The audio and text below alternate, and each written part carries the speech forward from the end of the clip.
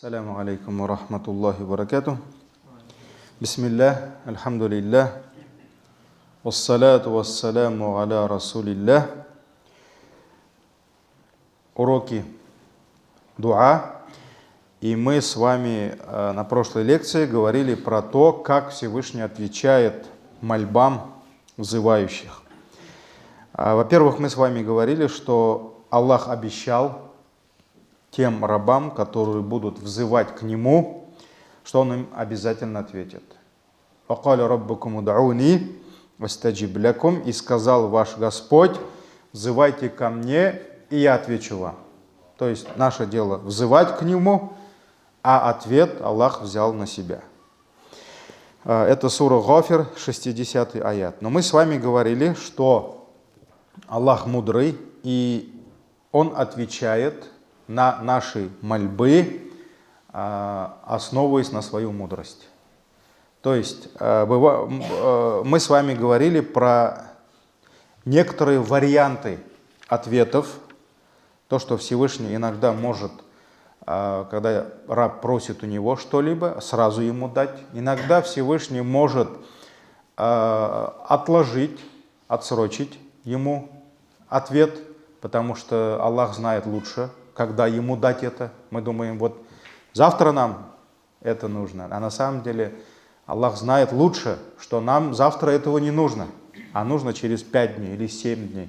Поэтому Аллах милостивый, мудрый, Он дает это тогда, когда это нам нужно. А иногда мы можем просить у Аллаха одно, думая, что это в этом благо, а на самом деле может оказаться так, что в этом зло для нас. Поэтому Аллах всезнающий, милостивый, Он не дает рабу то, что он просит у него, а дает что-то лучшее. Что-то лучшее. Иногда Аллах может взамен того, чтобы дать нам что-то из блага, может, это тоже один из вариантов ответа, Аллах может избавить нас от какой-либо беды. То есть ты просил у Аллаха какое-то благо, Аллах тебе ответил. Но не дал тебе это благо, а за то, что ты просил, делал дуа, Он спас тебя от чего-то, от какого-либо зла. Это тоже ответ. И это даже может быть лучше. А иногда Аллах может оставить ответ на судный день. То есть в этой жизни ты что-то у Него просил, Он тебе не дал. Это не значит, что твоя мольба осталась без ответа. Может быть, за эту мольбу Аллах даст тебе ответ когда? В судный день. Когда тебе очень нужно будет, ты очень будешь нуждаться в чем-то. Вот в это время как раз, когда тебе это нужно, Аллах тебе не спошлет тебе ответ. И это окажется лучше для тебя. И также мы с вами говорили, что ответ на мольбу основывается на некоторые условия. То есть так же, как и другие виды поклонений имеют условия принятия. Мы с вами говорили, что без тахарата, как бы ты искренне намаз не рисовал, да, если у тебя нет тахарата, или ты гаурат не закрыл, или ты знаешь, что кибля там, а ты повернулся сюда, или ты знаешь, что время еще не настало, не наступило время намаза. И ты, зная это, то есть солнце еще не село, а ты встал и магриб читаешь. То есть, не выполнив условия этого поклонения, поклонение не будет приниматься. И здесь то же самое. Как раз вот давайте сегодня, иншаллах, поговорим об условиях принятия дуа. И поговорим также о некоторых преградах, которые лишают нас ответов за наши дуа. Также мы с вами традиционно начнем новую тему аятом из суры Гафир, прощающий аят 60. Всевышний сказал: «Вакаля раббукум уд'ауни», и сказал ваш Господь: «Уд'ауни». Зовите меня, взывайте ко мне, обращайтесь ко мне, астаджиб лякум, и тогда я отвечу вам.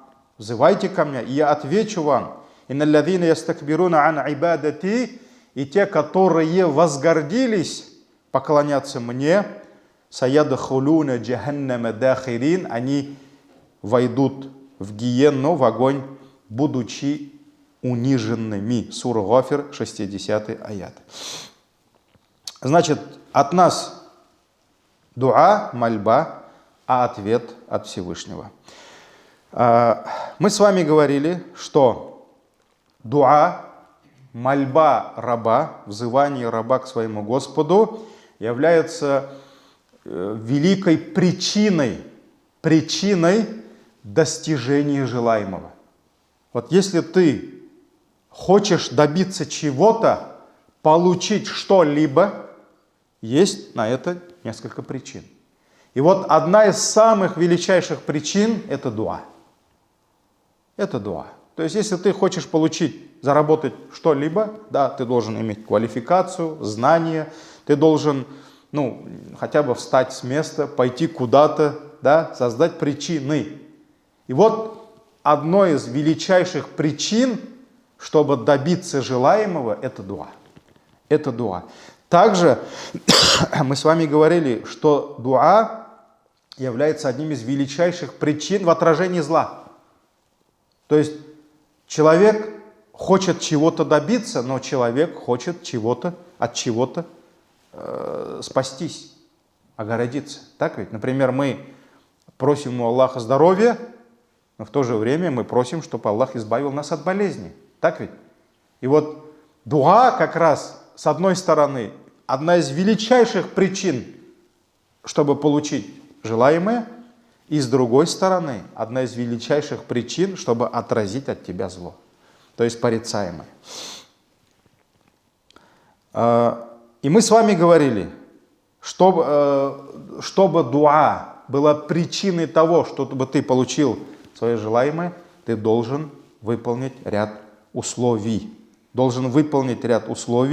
И ты должен сторониться некоторых преград, которые служат причиной того, что ты не сможешь добиться желаемого. То есть Аллах не примет твою мольбу. И мы с вами говорили, приводили пример другие деяния. Тот же намаз без тахарата, да? Что касается дуа, те же самые правила. То есть пока ты не выполнишь ряд условий и не оставишь ряд преград, ответа на твое дуа не будет. И вот давайте приведем замечательные слова из книги Аль-Джавабуль Кафи имама Ибн Аль-Кайима, рахимахуллах. Имам сказал: ад-дуа, воистину мольба, является одним из сильнейших причин в чем? В отражении порицаемого, в достижении желаемого. То есть давайте зададим вопрос. Какие цели преследует тот, кто взывает к Аллаху? У нас две цели. Или же мы хотим что-то получить, так ведь? То есть кто-то хочет жениться, кто-то хочет, не знаю, машину обновить, кто-то хочет оказаться в раю, в райской обители, так ведь? Но в то же время, вторая причина, почему мы взываем к Аллаху, есть ряд вещей, которых мы не желаем. Мы порицаем, нам не нужны эти вещи. И вот мы просим у Аллаха, чтобы Аллах защитил нас от этого. То есть, если мы с одной стороны просим богобоязненности, с другой стороны мы говорим: о Аллах, защити нас от наущения шайтана. Если мы просим рай, то с другой стороны мы говорим: о Аллах, избавь нас от адского пламени. То есть у нас две цели: что-то получить и от чего-то спастись, защититься. Вот поэтому имам сказал, дуа как раз является одной из самых сильных причин в отражении порицаемого и хасуль матлуб, в получении желаемого. Но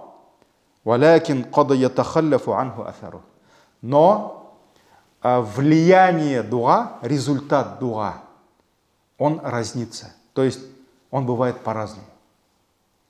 Вот ты сделал дуа и все. Нет. результат дуа бывает разным. Почему? Почему? Почему иногда мы взываем к Аллаху, но не получаем желаемый результат? Почему дуа есть, а влияние дуа мы не чувствуем? А ведь Аллах обещал.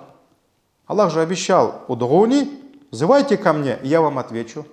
«Ваида са'аляка айбади анни фа инни хариб». И если спросят рабы мои обо мне, скажи: я близок.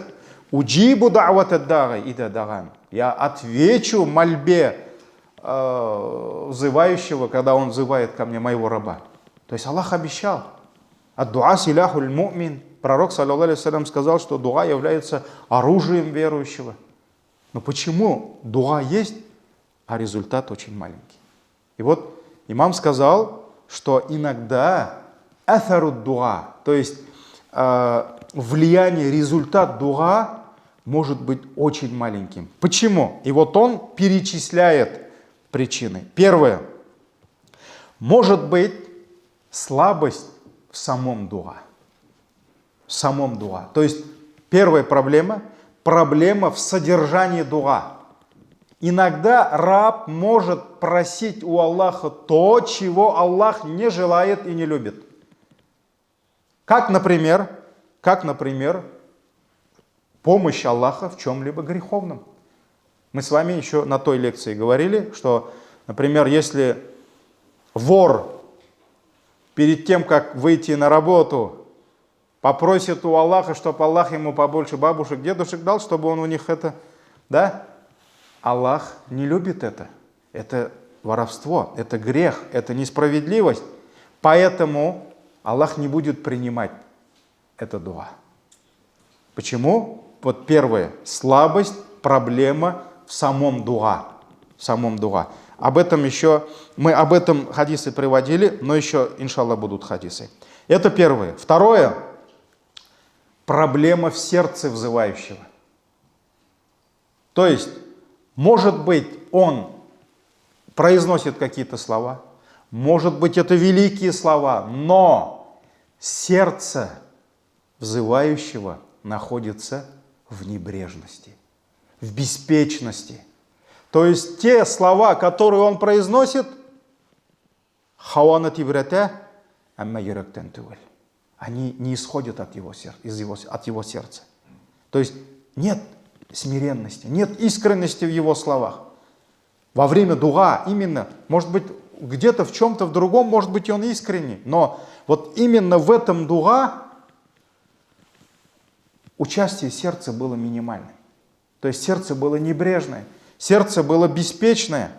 И он, имам говорит, подобен стреле, которую установили на слабый, неисправный лук.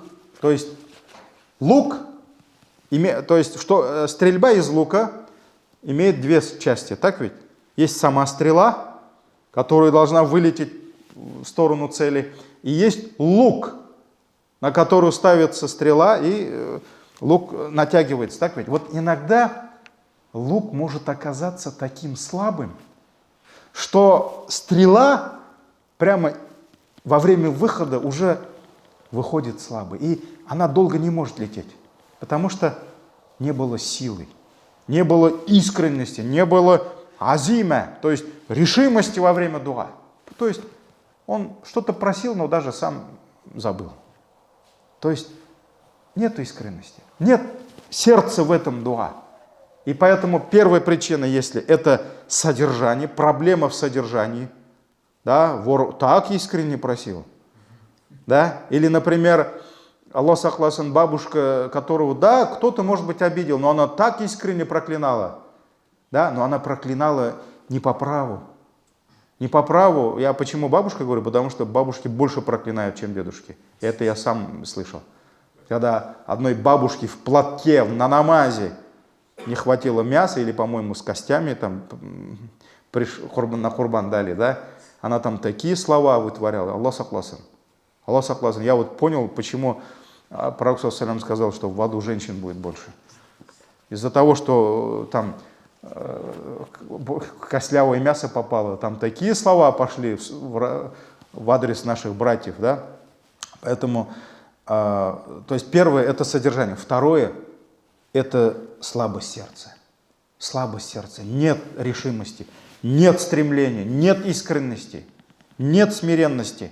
Поэтому это как стрела, которую так слабо натянули, и все. Она немножко полетит, там несколько метров, и все упадет. А цель-то она там, дальше. Иногда этих двух причин может и не быть.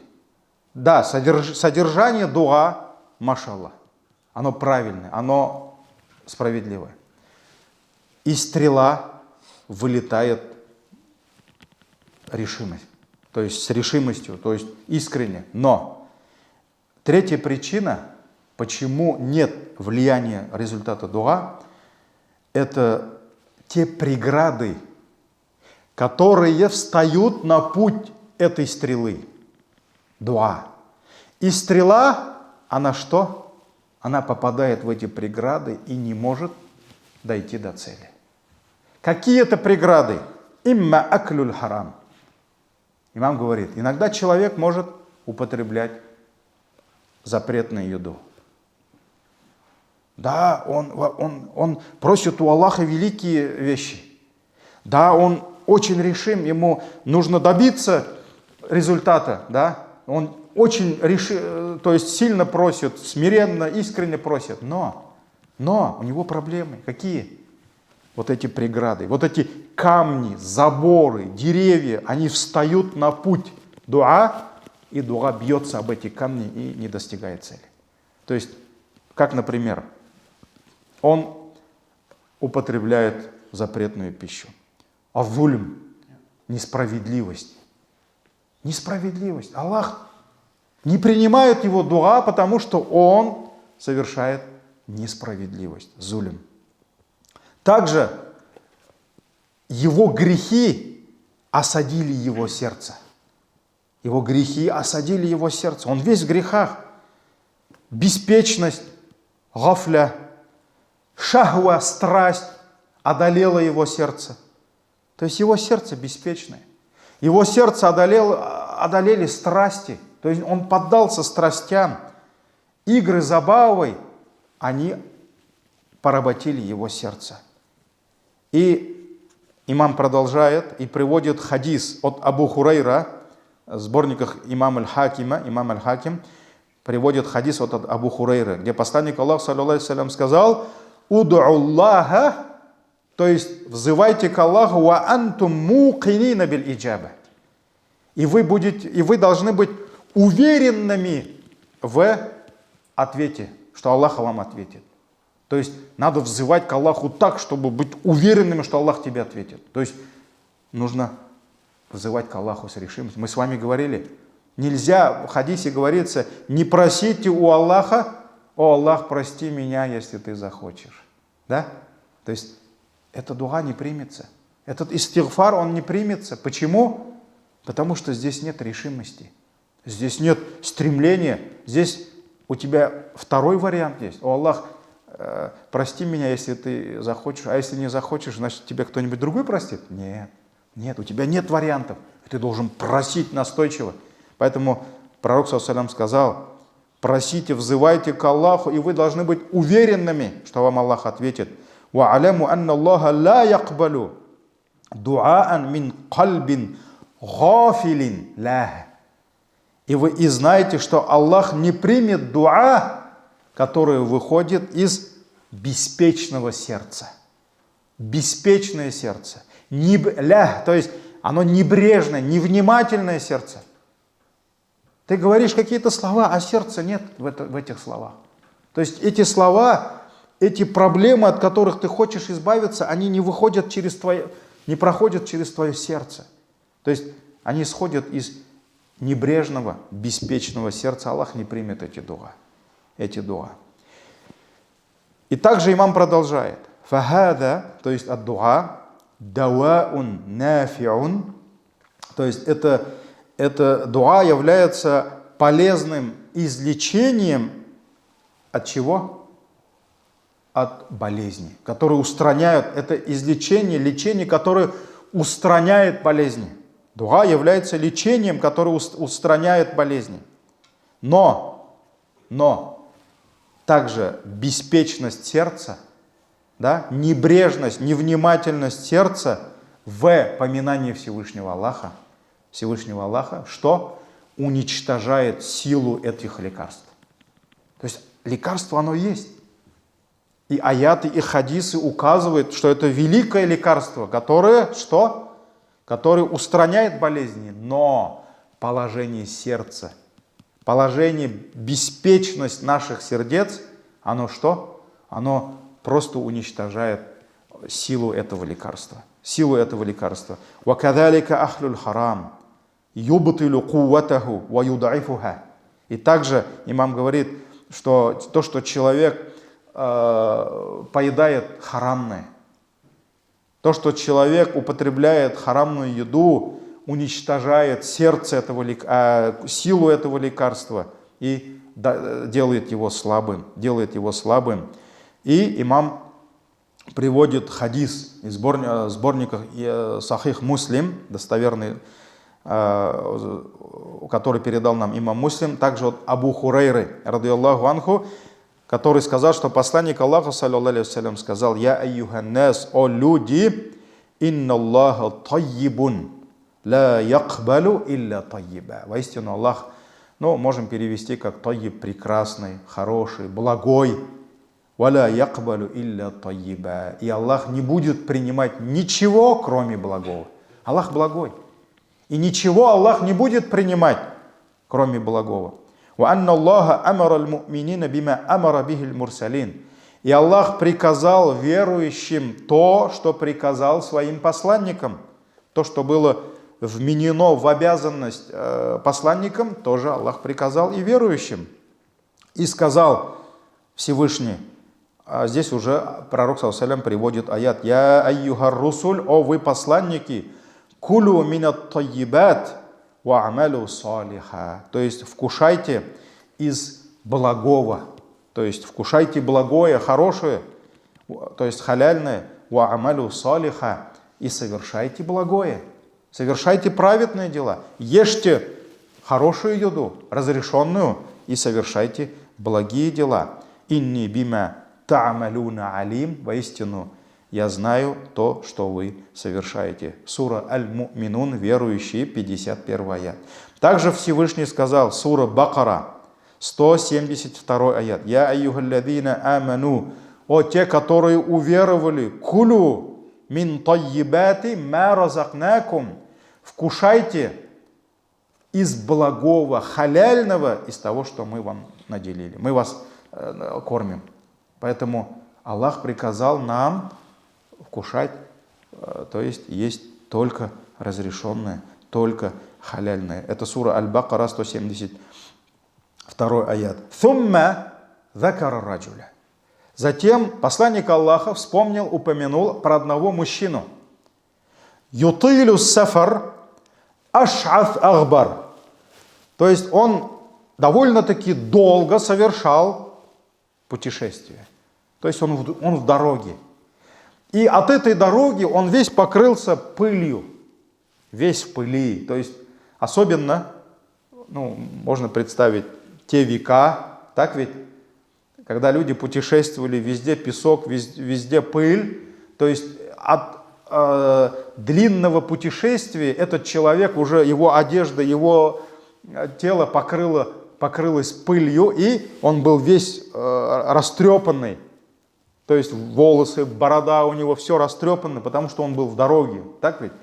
Может быть, у него не было возможности там посмотреть на зеркало, да, или там причесаться. Ямудду ядайхи иля сама. И он тянет свои руки на небеса и говорит: Я Раб, Я Раб. Он повторяет: О мой Господь, О мой Господь. То есть человек, представили, да, весь в пыли, уставший, растрепанный, да, он поднимает руки и говорит: О Господь, помоги мне, то есть делает дуа и повторяет имя Аллаха. Но, несмотря на это, пророк саллаллаху алейхи ва саллям говорит: «Ва мат'амуху харам». но его еда, которую он ест, запретна. То есть он просит у Аллаха, а в это время желудок его наполнен чем? Не халяльным, то есть харамным. Ва мат'амуху харам, ва машрабуху харам. Его питье харам. Он пьет запретное. Ва мальбасуху харам. Его одежда харамная. То есть он это или где-то украл, или у кого-то забрал. То есть его еда не халяльная, его питье не халяльное, его одежда не халяль. Ва гудия биль харам. И он пропитан харамом.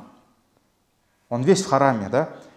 Фаанна юстаджабу лидалик. И как Аллах может ответить ему, такому человеку? Как может быть отвечено такому человеку? Этот хадис в сборниках имама Муслима. И вот в этих словах посланник Аллаха, саллаллаху алейхи вассалям, указал нам на правила дуа. Этикет, адабу дуа. То есть этикет дуа, каким должен быть, какие правила дуа. И он указал нам на причины, на которые зиждется, основывается дуа. То есть тут не только причины лишения ответа, да, тут еще причины, которые, то есть указал на те причины, посредством которых Аллах примет дуа. То, что мы руки поднимаем, это причина дуа. То, что мы повторяем «Я Раб, Я Раб, Я Раб», это причина принятия дуа. Мусафир, даватуль мусафир, мустаджаб. Да? То, что ты во время пути, это причина дуа. Но, то есть эти все причины, они есть, но есть мавани, есть преграды, которые, что? Служат причиной того, что человек лишается ответа дуа. То есть это его харамная еда, харамное питье, харамная одежда. Харамная одежда. Но об этом хадисе у нас будет отдельная лекция. Наверное, следующая, иншаллах, лекция будет об этом хадисе. То есть причины принятия дуа. Идем дальше. Следующий хадис также указывает на вот эти мауанир иджабати дуа. То есть преграды, которые лишают нас ответа, лишают нашей дуа ответа. В сборниках имама аль-Бухари и Муслима от Абу Хурайры, машаллах, вот один сподвижник, да, такой баракатный сподвижник, радиаллаху ан, да, вот он столько нам знаний, столько хадисов он нам передал, машаллах, Абу Хурайра, радиаллаху ан, что посланник Аллаха, саллаллаху алейхи вассалям, сказал: «Юстаджабу ли ахадикум ма лам яджаль». То есть ответится одному из вас, если он не будет торопить, если он не будет торопить события. Как он будет торопить? Пророк саллаллаху алейхи говорит: «Якуль даауту фалям юстаджабли». Я, говорит, взывал к Аллаху, обращался, а он мне не ответил. То есть один раз делал дуа, второй раз обратился, ответа нет, и он говорит: а вот я один раз обратился к Аллаху, второй раз Аллах мне не ответил. То есть то, что он начнет торопить ответ, это будет причиной того, что Аллах лишит его ответа.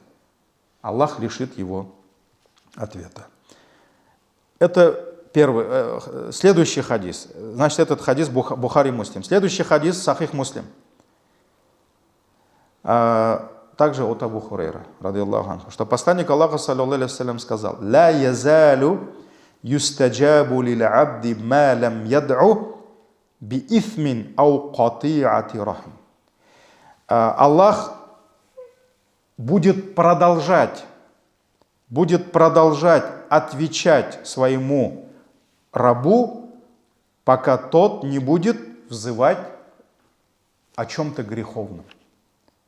То есть, если человек попросит у Аллаха что-то греховное, что-либо греховное, зулем, в греховном помощь, да, Аллах не будет ему отвечать. Или же в разрывании родственных уз. То есть мы знаем, что соединение родственных уз, да, это одно из величайших основ религии. Религия призывает соединять родственные узы. А если кто-то будет делать дуа, чтобы Аллах лишил родственных уз кого-то, да, или там лишил кого-то детей, внуков, да, то Аллах не будет принимать это дуа. То есть, получается, нельзя просить у Аллаха помощь греховным. И малям ястаджи, если человек также не будет спешить. То есть Аллах будет принимать его дуа, если он не будет торопиться, не будет спешить. Тогда люди спросили: «Я Расуль Аллах, маль истиаджаль». А что такое поспешность в дуа? Что такое то, что Аллах не принимает? На что пророк, саллаллаху алейхи ва саллям, ответил: «Якулу кад да'ауту ва кад да'ауту, фалам ара ястаджибу ли». Я обратился к Аллаху один раз, еще раз обратился, но не увидел, как Аллах отвечает мне. Не увидел, как Аллах отвечает мне. И пророк, саллаллаху алейхи ва саллям, говорит: «Фаястахсиру инда далик». И дуа превращается для него уже в тягость. То есть он уже теряет желание совершать дуа, просить у Аллаха. И что?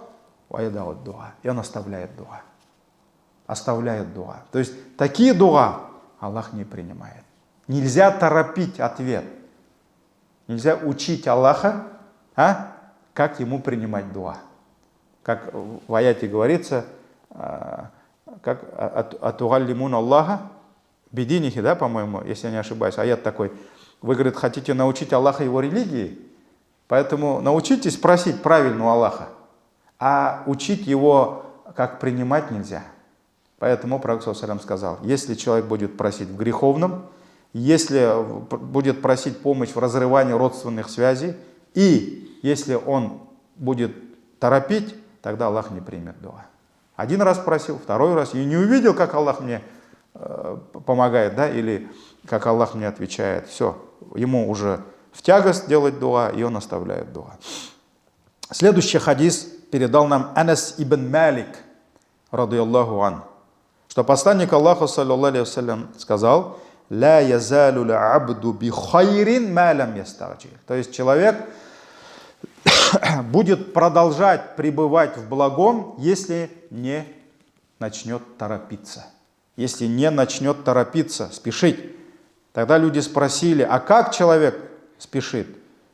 Якуль кад да'ауту рабби фалям ястаджиб ли. То есть я взывал к Аллаху, обратился к Аллаху, но он не ответил мне. То есть вот этот хадис также указывает на то, что аль-исти'джалюль иджаба. Исти'джалюль иджаба, что вот когда человек торопит ответ за свой дуа, это беда. Это беда, которая разрушает результат дуа. Если хочешь, чтобы вот разрушить результат дуа, чтобы Аллах тебе не ответил, тогда торопи. Тогда торопи. Вот это есть афатун азиматун, да? Это великая беда, ученые говорят. Потому что он взывает к Аллаху и не видит сразу результат. И вот то, что он не видит этот результат, он лишает его сладости дуа, вкуса дуа, стремления в дуа. То есть все, так я же уже пару раз делал дуа, мне Аллах не ответил. Да? То есть это проблема. Аллах испытал его этим, да? И он оставляет дуа. Все, он уже оставляет дуа. Поэтому также Ибн Каим в той же книге Аль-Джаваб аль-Кафи говорит: тот, кто взывает к Аллаху и, не увидев сразу ответа, оставляет дуа, он подобен человеку, который посеял зерно, посадил росток, и что? Он начал его поливать, ухаживать, и как только вот этот росток появляется, зерно, да, он что делает? Он оставляет его. Все, он перестает поливать, то есть процесс пошел, все, росток он уже вышел, казалось бы, да, но он еще нуждается в чем? В уходе. Надо его поливать дальше, надо ухаживать за ним, надо его беречь, защищать, да, чтобы животные не съели, не растоптали.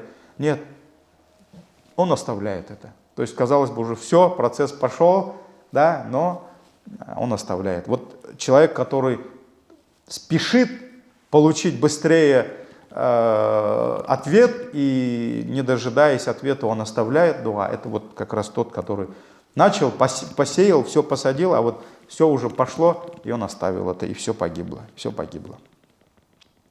Также давайте повторим еще хадис, третий хадис, по-моему, да, который мы с вами сегодня приводили, где говорится «Ман лам яд'у би ифмин ау кати'ати рахим». То есть Аллах примет дуа, если он не будет взывать к Аллаху в чем-либо греховном или же в разрывании родственных уз. То есть что такое просить у Аллаха помощи в дурном, в греховном? То есть этот хадис указывает на то, что если человек будет просить у Аллаха что-либо дурное, что-либо порицаемое, греховное, это будет причиной того, что Аллах не примет его дуа. Аллах не будет принимать это дуа.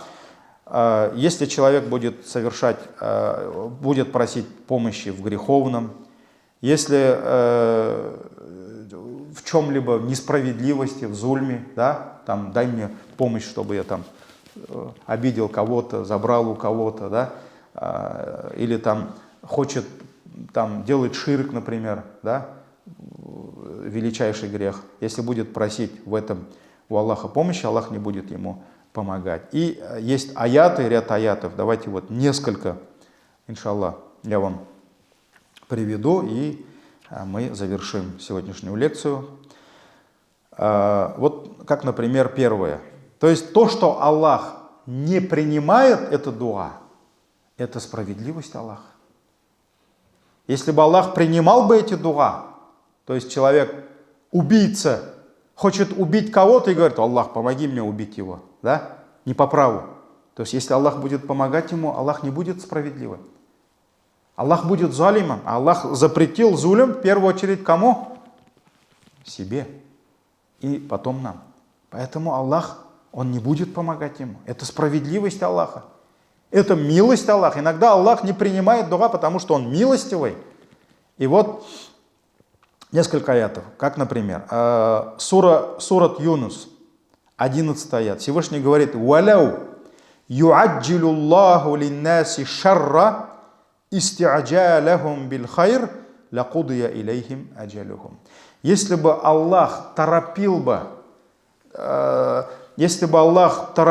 бы людям ответить на их злые мольбы, так же, как Аллах торопит им ответить ответы на добрые мольбы. Вот Аллах же, мы попросили в чем-то благом, Аллах сразу нам дал. То есть Аллах поторопил ответ. И вот то же самое, если бы Аллах поторопил бы ответ злым мольбам, так же, как Он торопит нашим добрым мольбам, лякудия илейхим аджалюхум, то это бы погубило людей. Вот так же, как здесь, например, Аллах отвечает на добрые молитвы, если бы Аллах здесь, например, там кто-то поддался гневу, шайтану и начал там проклинать своих детей, да? Если бы Аллах также принимал бы эти дуа, так же, как Он принимает наши добрые мольбы, да, то Аллах бы погубил людей. Люди бы погибли. Поэтому Аллах милостивый. Он не принимает эти дуа. Сура Юнус. Также суратуль му'минун, верующие, 71 аят. «Валяу иттаба'аль хакку ахваахум», если бы истина следовала бы их страстям, если бы истина, правда следовала бы их страстям, то есть страстям людей, «Лафасадати самавату валь арду ва ман фихинна», то погибли бы, разрушились бы небеса, земли и все, кто в них. То есть, если вот страсть людей, человек поддался страсти, гневу и сделал дуа против кого-то, против какого-то народа, да, то Аллах говорит, если бы истина следовала бы их страстям, то давно бы земля, небеса и все, кто в них, они бы разрушились бы. Поэтому, альхамдулилля, это милость Аллаха, то, что истина, она никогда не будет следовать страстям людей. Суратуль Му'минун, 71. И последний аят, суратуль Исра, 11 аят, где Всевышний говорит: وَيَدْعُ الْإِنسَانُ بِالشَّرِّ دُعَاءَهُ بِالْخَيْرِ وَكَانَ الْإِنسَانُ عَجُولًا. То есть человек взывает к Аллаху со злом, то есть прося помощи в чем-то греховном, во зле, в несправедливости, так же, как он просит, обращается к Аллаху с добром. То есть это же удивительно. Это странное положение человека. Он так же, как взывает к Аллаху с добрыми молитвами, просит помощи в добром, да, он также взывает к Аллаху со злыми мольбами. وَكَانَ الْإِنسَانُ عَجُولًا. Воистину человек был торопливым. Он всегда торопился, он всегда не думал о результатах того, к чему это приведет. Сурат Аль-Исра, 11 аят. И вот эти хадисы, аяты, которые мы с вами сегодня вспомнили, они указывают, все указывают на то, что ответ на мольбу основывается на ряд условий, которые обязательно должны быть выполнены. И обязательно чистота наших молитв от некоторых преград, которые будут причиной того, что Аллах не будет принимать эти дуа. И давайте, иншаллах, вот как раз следующая лекция. 4 причины, которые являются условием принятия дуа. То есть 4 причины для принятия дуа. И также вот вспомним тот хадис, где пророк ﷺ упомянул мужчину во время сафара, да, путешествия, хотя создал все причины, но были другие причины, преграды, которые лишили его ответа дуа. Субханакаллахумма бихамдик, ашхаду ан ла иляха илля анта, астагфирука ва атубу илейк.